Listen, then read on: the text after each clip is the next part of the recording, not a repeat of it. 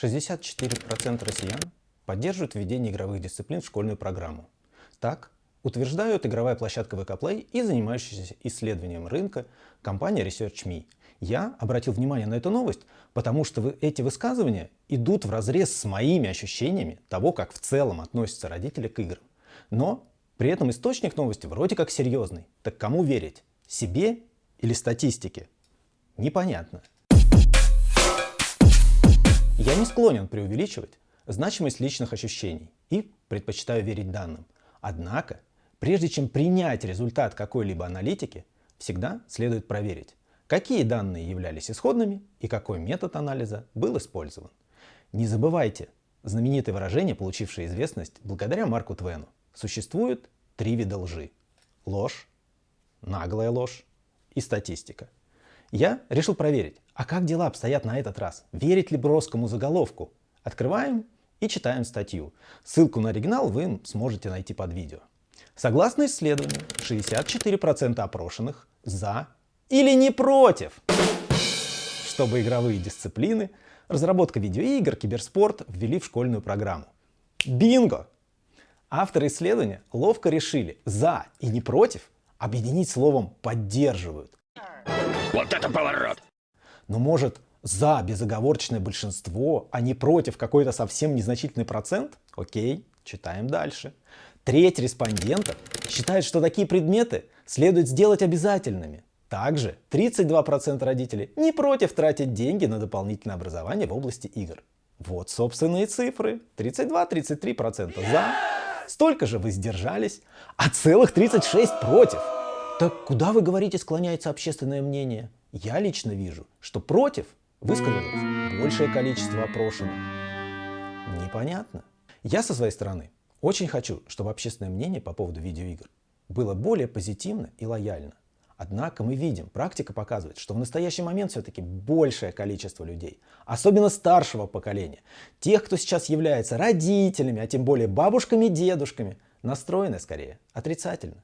Даже, казалось бы, такие вот позитивные отсчеты, как приведенные выше, при ближайшем рассмотрении ясно нам показывают, что негатив все еще перевешивает позитив.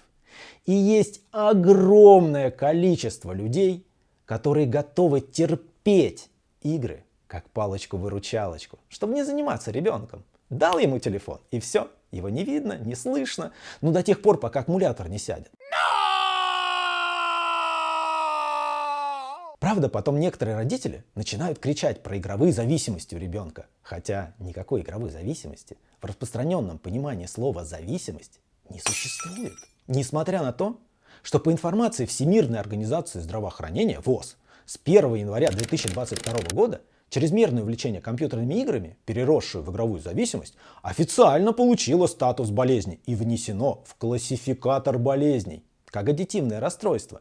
Но тут даже в крайних случаях речь идет о довольно легко устранимом расстройстве, которое ни в коем случае нельзя приравнивать к алкогольной или тем более к наркотической зависимости. Я обязательно сделаю отдельное видео на эту тему, где разберу все основные мифы относительно игровой зависимости. А пока вы можете посмотреть хорошее видео на эту тему на другом канале от дипломированного практикующего психолога, кстати. Да, это видео на английском, но вы можете включить автоматические субтитры и более-менее понимать, о чем идет речь, если не владеете языком. Ну или подождать, пока я выпущу свой ролик. А до тех пор, пока верить мне на слово, игровой зависимости не существует. Ведь если вы возьмете любого ребенка, про которого его родители уверенно заявляют, что вот у него-то точно игровая зависимость, отберете у него телефон, но при этом обеспечите его чем-нибудь очень интересным. Например, отвезете его на картинг, на лазертаг, парк аттракционов, развлекательный центр, в кинотеатр, ну или что-то вроде того. Тут же внезапно обнаружится, что ребенок не страдает от отсутствия телефона, и никакой зависимости внезапно у него нет. Ребенок обычно много играет в игры, потому что предоставлен сам себе. Никто его не развлекает. И даже не учит, как это можно сделать самостоятельно и без телефона. Ведь гораздо проще дать ребенку телефон или посадить перед телевизором и включить бесконечный мультик. А потом жаловаться на то, что ребенок не умеет сам себя развлекать. И вообще у него зависимость. А я, как родитель, белый, правильный и пушистый. Давайте еще немного изучим исходную статью. Там будет кое-что еще интересное. В опросе участвовало 1953 респондента по всей России. И все?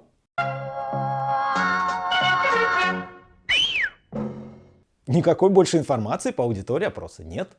Можно, конечно, додумать, что вероятнее всего все опрошенные являются родителями, что, кстати, далеко не факт. Но вот понять возраст родителей, возраст их детей, социальный статус, материальное положение уже не представляется возможным. А без этой информации какой-либо дальнейший анализ теряет всякий смысл. Ведь вы знаете старую шутку? По опросу, проведенному в сети интернет, 100% опрошенных пользуются интернетом. Так и тут. Без понимания, кого именно опрашивали, нельзя просто взять и перенести полученные данные на всех людей. Но давайте представим себе, что выборка была максимально усредненной без каких-либо явных перекосов в какую-либо сторону. Более 70% опрошенных разрешают своим детям играть в игры. Стоп, что? А 30% родителей не позволяют детям играть в игры. Но дети при этом все равно играют? В последнее время я не могу себе представить ребенка, который бы не играл в видеоигры. А вы? И тут снова вопрос выборки. Может, часть опрошенных имеют очень маленьких детей? Тогда да, родители им не позволяют еще играть, а они и не требуют. Но вот если ребенку больше 6-7 лет, он уже пошел в школу, где у каждого одноклассника телефон, смартфон, как ему не дать играть в видеоигры? Я что-то не представляю себе, как это можно сделать. И в чем тогда смысл запрета? Вероятно, тут стоит говорить не столько о запрете, сколько о неодобрении. И в таком случае величина в 30% неплохо коррелирует с 36%, кто однозначно против игровых дисциплин в школе. И в среднем можно утверждать, что негативное отношение к играм высказала треть респондентов. А Баба-Яга против! Более четверти опрошенных положительно относятся к увлечению играми. Вот это опять как? Вот вы мне сами только что втирали, приводили данные и сказали, что примерно 32-33% за то, чтобы в школе были обязательные игровые дисциплины. И даже вроде как готовы тратить дополнительные деньги. Но при этом к играм относятся позитивно только 25-27%. А кто тогда эти 5-6% с биполярным расстройством? Ведь меня любит моя биполярочка. Окей. Оставим этот вопрос на совести людей, проводивших опрос. Большинство родителей, 63%, не имеют негативных стереотипов об играх. Ну, кстати, не имеют негатива звучит гораздо правильнее, чем поддерживают в заголовке. Но при этом манипуляции-то повторяются. Если 25-27 положительно относятся к играм, то 36-38% нейтральны, а значит около 37% относятся негативно. И как видите, в зависимости от постановки вопроса, заметно, что непосредственно к играм отношение хуже, чем к профессии, что для меня звучит немного странно. И скорее сигнализирует о том, что формулировки-то вопросов были довольно неоднозначны. Но дальше больше. Четверть, 25% родителей, хотели бы, чтобы их дети построили карьеру в игровой индустрии. И это как раз понятно. Судя по всему, это те же самые люди, кто положительно относится к играм. И тут же 33% опрошенных признались, что хотели бы, чтобы их дети стали разработчиками. А еще по 8% человек предпочли бы для них профессию 3D-модельера и геймдизайнера. И вот меня не отпускает вопрос, а разработчиками чего? У нас есть только 25%, кто хорошо относится к играм и желает своим детям будущего в геймдеве. А тут бац! Бац, бац, бац, бац. И внезапно 49% суммарно за IT.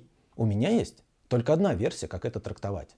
33% за то, чтобы отдать своего ребенка в IT-разработку, но не в игры.